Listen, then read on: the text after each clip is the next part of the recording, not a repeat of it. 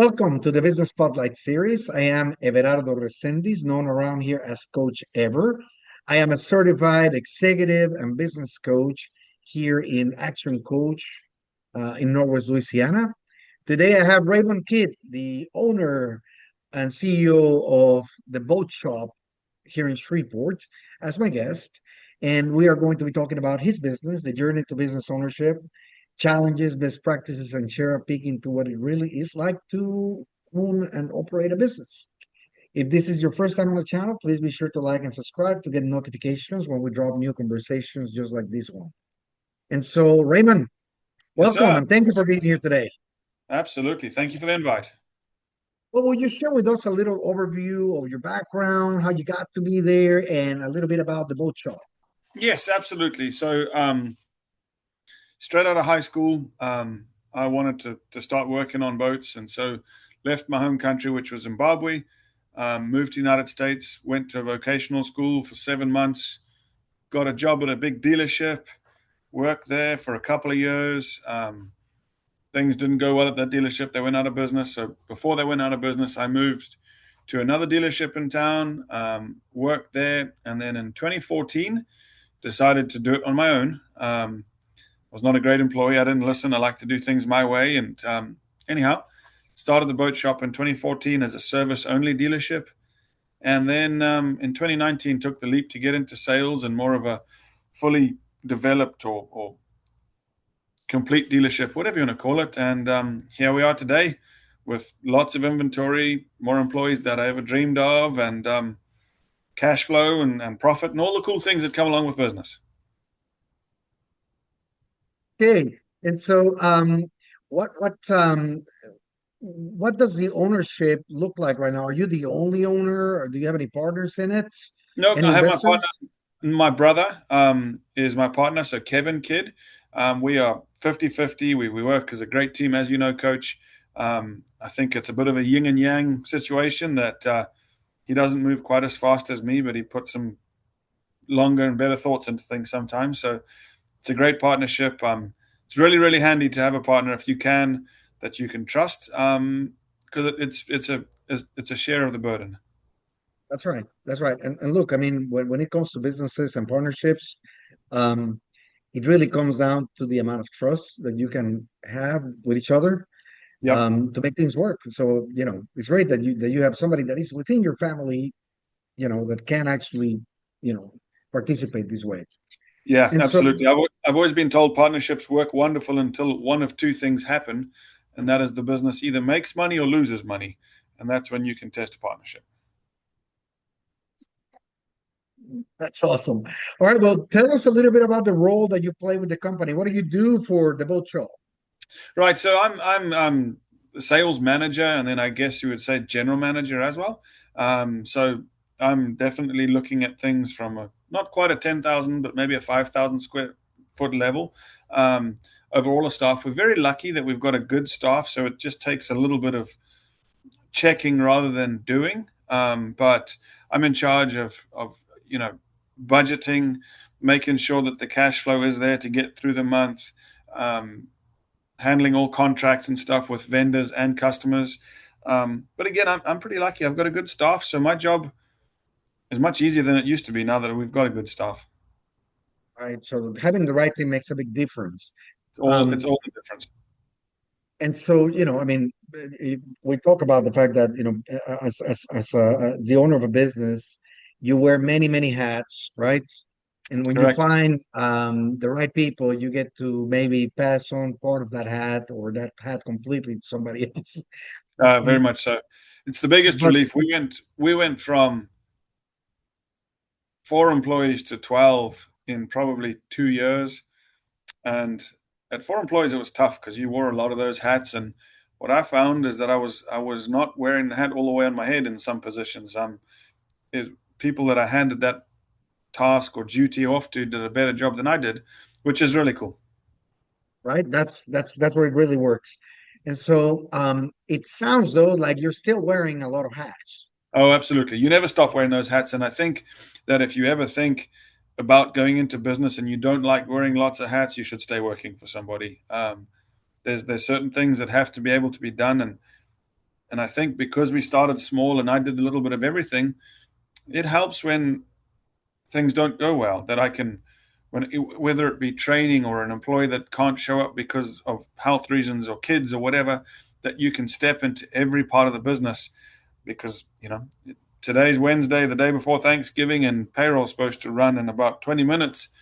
And if the office manager's not here, somebody's got to pay these people. And thank goodness I know how to do that. There you go. But I'm sure it didn't always work that way, and sometimes No, it's very iffy. yes, very much so. All right. Well, let's move on to what makes your business so special. Okay. So, who primarily does your business serve? I mean, if I were in the audience, how will I know I was a good fit for your product or service? Right. So we serve anybody that's in boating or just general fun, honestly, in the Arctic region. So we've got customers, as far as all over the United States, but our primary market is Shreveport, Bossier, a little bit into Natchitoches, a little bit up into Texarkana, a little bit over into Ruston and Monroe.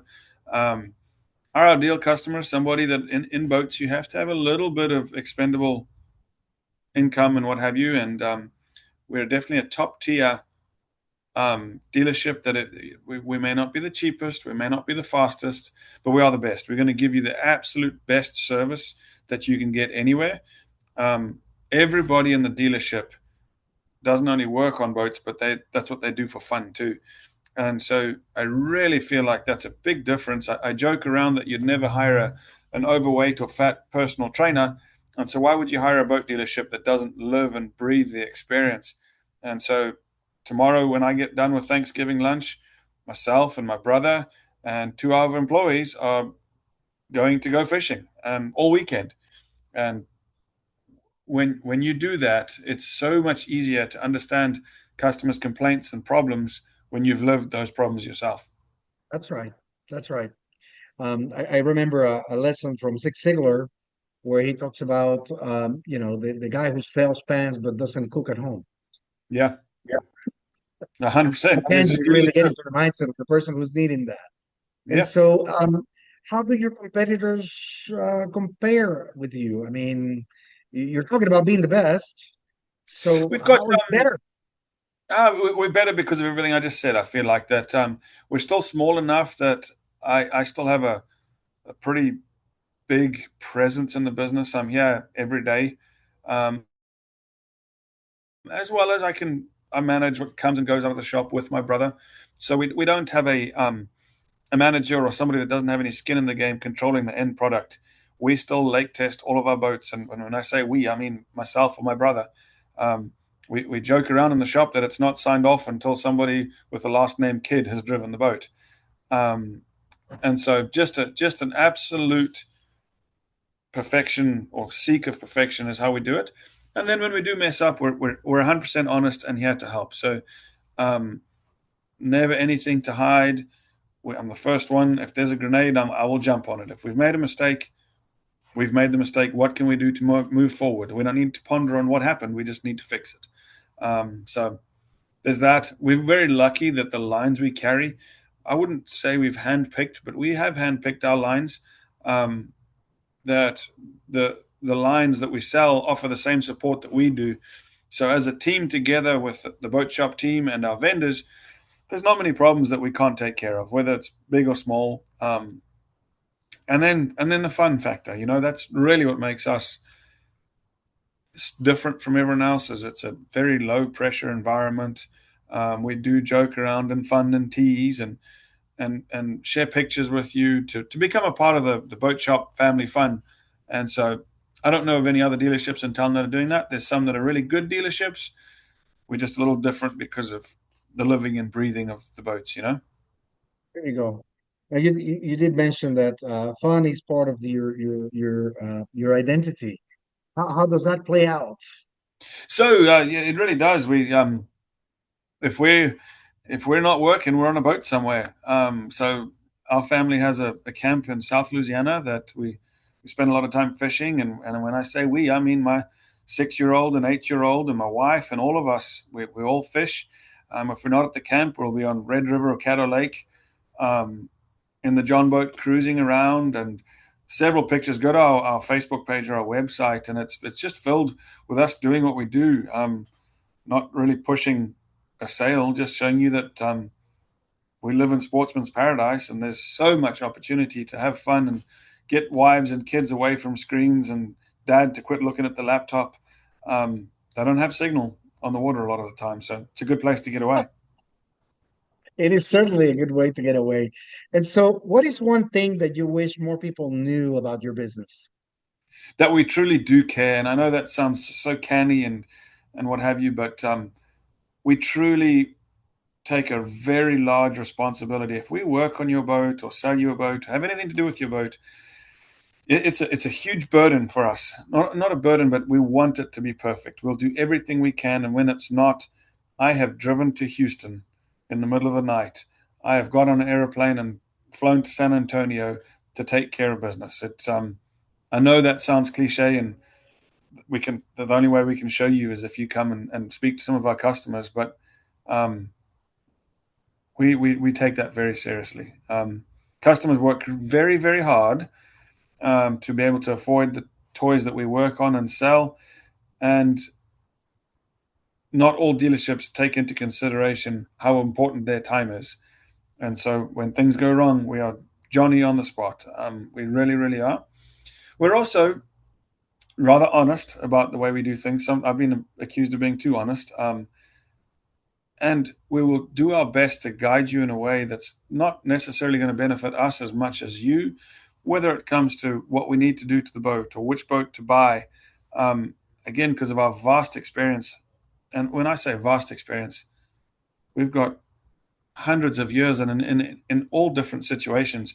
I boated in Africa for the first half of my life, and you didn't have a choice. There was not a Coast Guard or Sea Tow or anyone to call. When you broke down, you were the You broke person. down.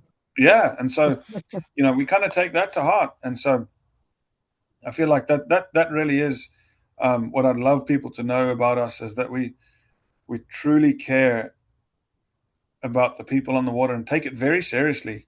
Um, if it's a breakdown or everything is a big deal. Nothing's not a big deal. Everything to us is a big deal. Right. And so, well, that leads me to the question of marketing, right? It's a vital part of every business, and It often an is. area that a lot of people struggle with. Okay, and so I'm Yep. always curious about what successful people like you do to, systemize the marketing. Like, is there a budget for it? Or do we have a plan with strategies in place? How do you get the word out there to the people that need to hear it? Honestly, the best thing I did was hiring somebody. I thought I could do it myself. We hire a marketing agency, and make sure you hire an agency that's in town or close. Our first agency we hired was out of Dallas, and they did a decent job. But when there was a problem, I wasn't just going to drive to Dallas, and there's certain things that I discuss better in person rather than the phone. And so, yes, I think it's very important. Um, Even when we are so busy that we can't see the light at the end of the tunnel, it's important to market. I don't think you'll ever grow if you don't market because you just say, "Oh, we're busy, we're busy, we're busy." Well, if you market, you become so busy that you have to hire somebody, and then you market some more, and you have to hire somebody. And so, I would highly, highly recommend hiring an agency, somebody that's a professional. You don't cut your own hair. You go to a barber. You don't all of those things. Hire somebody. Spend the time to build a strategy and a budget. Be very careful with the budget. Um, don't come a victim to neighbors and friends sponsoring baseball teams and all that stuff. That can get really expensive. Um, and then really, really monitor what works and doesn't. You can absolutely throw good money after bad in marketing. And everyone says, "Oh, Yes. how do you know what it doesn't work? It doesn't work." Just because you're not keeping up with it. You can absolutely see what works and what doesn't. And the point that you make about leveraging somebody else to do it, Hmm. number one, so it keeps happening regardless of whether or not you get busy. It keeps going. But Yes, absolutely. also they become accountable. And Hmm. so that's the part that you get to exercise. Like, you need to, you know, give me an account of what is it that our money went to do. And what are we doing that works? What are we doing that doesn't work? If you put it all on your shoulders, who's gonna call you on it? Yeah, nobody, absolutely. And the busy factor, busy will get in the way of important at every opportunity. And in the middle of the summer, when it's really, really important to market or advertise, um, I don't have time for that and don't want to. And Or so because you're boating somewhere. that's right. That's right. We should be fishing in our free time, not making Facebook posts, right? I love it. Well, we spent a bunch of time focused on the business and sharing a few of those best practices there. But I'd love to take a step back and dive a little bit into the journey, right? Yeah. So you explained how you wanted to how you got into these, right? Um, but looking back, okay, in the years that you've been working with this business, what has been the most memorable roadblock or hurdle that you were challenged with that you needed to overcome, you were forced to overcome? 2023, we had some pretty rapid growth, and along with the rapid growth came rapid cash flow, but of the negative kind. Um, really getting held against a wall and having to sit down and know that you've got to come up with $200,000 or $300,000 in 30 days is a huge wake up call. And I guess that what helps you overcome that, I've always had some form of mentor or coach. And if you are going to get into business, don't do it backwards. Don't get your own wounds and scars. Find somebody that's had those scars and listen and listen and listen and listen. Um, it'll get you over any obstacle. It really will. But buckling down, making a plan, and sticking to the plan will will get rid of those 2 o'clock in the morning thoughts. Those are terrible, aren't they? They are. So what impact did this situation have with you on your growth as a business owner? So it just made us focus, right? So what happened is you grow a little bit, and all of a sudden there's enough money in the bank that you don't have to worry about payroll on a weekly or monthly basis, and you stop paying attention. You have to pay attention every time, and sometimes it takes a roadblock or a pothole or whatever you want to call it to make you a better, smarter business person. So we absolutely operate on a budget after that. We were not operating on a budget. We told ourselves we were, but we were not. We were shooting from the Right. hip, and our budget was whatever was in the checking account, honestly. Um, so that was a huge wake up call: is set a budget and stick to it.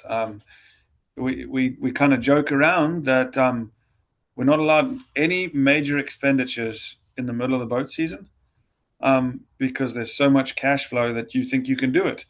If you can afford to do this in the dead of winter, that truly means you can afford it. So Oh, that's very good. And of course, that applies a lot for seasonal businesses. yes. And so let's move forward and see at what comes next, okay?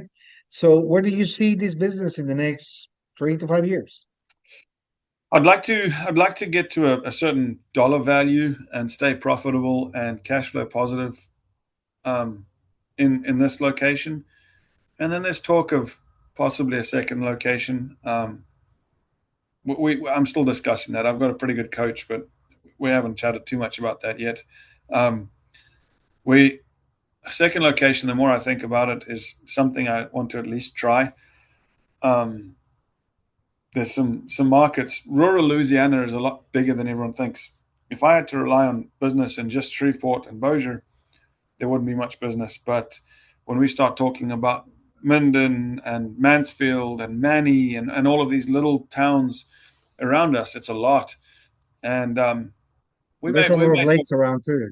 oh, there's lots of lakes around, yes, and rivers. So I think a satellite store or a second location, 3 to 5 years, we'll certainly be talking about it pretty hard. Oh, I think that if things go the way that you envision, that'd be more like 3 or 4 or 5 stores by then. Yeah, depends how hard my coach pushes me, right? All right. So, when we think about the future of a business, I feel it's always important to address the topic of building a great team. And so, you already described that there's a selection of sorts that you do. You want people who believe in what you believe to work with you, right? Correct. You nurture them, you work with them, you play with them too, right? Because it's all part of actually being in that environment, that building that culture. But what has been your approach to hiring people and retaining them? Because that seems to be a big problem today for most business people. Yes. Finding the people, I've truly just been lucky, right? So it's been word of mouth, and doing the right thing. We had this discussion at our breakfast of leadership over breakfast, whatever it was called, last Wednesday. That when we discuss a marketing budget, we never discuss recruiting in that marketing budget. Setting your business up to be a place that people want to come to in the industry.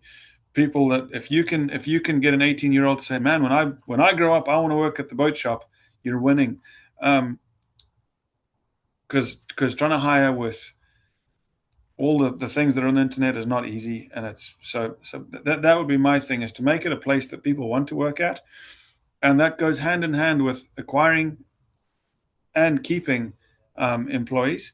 If they want to be there, um, that a dollar an hour is probably not going to make that much of a difference. You do need to pay fairly, and in fact, we found that we joke that I'd rather have 10 rock stars than 15 mediocre people or 20 mediocre people. Somewhat the same as the movie 300 when he says he has 300 soldiers. We pay very, very well, but we expect a lot and give a lot. Um, Money's not everything. Um, Getting down in the trenches with your people is really important. I mean, understanding what they go through on a daily basis, and having a beer with them after work, whatever it may be, is get the barrier between boss or employee. Do your best to get rid of that. It makes all the difference in the world. If you become friends with these guys and girls, when you ask them to do something, they might call you a bad name, but they'll do it anyways. Is what I found. It really helps. All right. It certainly builds a certain type of culture, and that's Yeah, really is what you're looking for. Well, we have certainly covered a lot of ground on this conversation today, and for those people who are watching, I highly encourage you to save these and come back a few times for an additional watch. There's a yeah, lot of great nuggets here. And so, as we begin to wrap up, Raymond, I have a few rapid fire questions, okay? So, yeah. quick top of head answers for each. What is the key to success for you? Absolutely understanding your business, which means the numbers, the processes. If you don't understand it, you cannot work it. What is your one piece of advice for other business owners? Get to be very, very, very intimate with your numbers. Don't let them slip. All right. So, what is one book that you are reading right now or you have read that you believe everybody in business should get their hands on? I'm reading a book called Instant Cash Flow right now. Very interesting, very simple, and it's called Instant Cash Flow, but it's not much about cash flow. It's about marketing and how marketing leads to cash flow.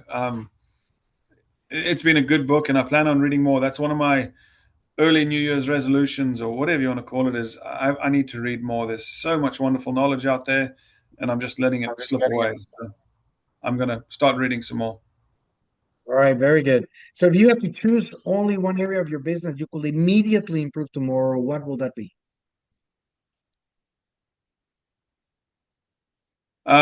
If it, service efficiency, I'd love to get our service efficiency above where it is today. Very good.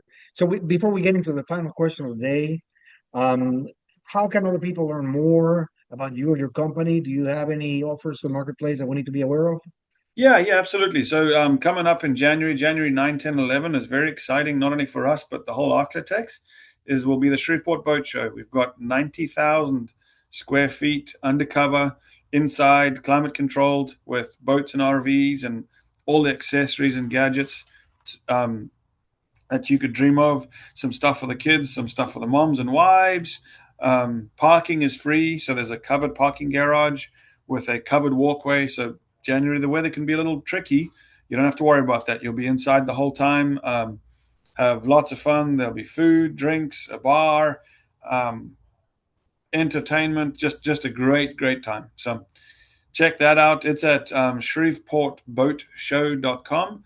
And then if you want to know anything about the boat shop, we've got a Facebook page, which is the boat shop in Shreveport. And then our website is also shreveportboatshop.com. pretty good story on there and how things got started and where we're at today, and all of our wonderful inventory as well. Awesome. You know, when we start a business and when we get going, there's some aim we have, something that drives us to move forward, right?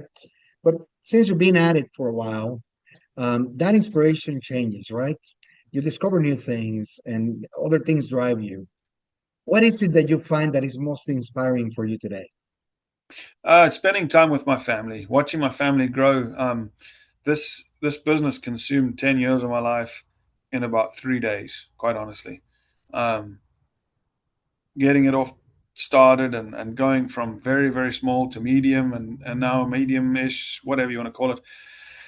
You lose focus on what's important, and the reason we work is to provide for our family. And I've had more fun with my family this year than I have in my whole life, and it's made me a better boss. Honestly, I'm not nearly as cranky, and so take always, always concentrate on what truly is important. Have the clarity to know what's important to you and focus on that. Because if you don't, you won't be an effective owner, I don't think. Outstanding. Well, thank you. Thank you so much for joining us today and Absolutely, sharing all coach. these with us. Thank you to the audience for watching and sharing. You never know who you might inspire by getting them to listen to this interview. So make sure it goes around. And so Absolutely. until we see each other, make it a great day. Thank you, Raymond. Thank you. Have a great one.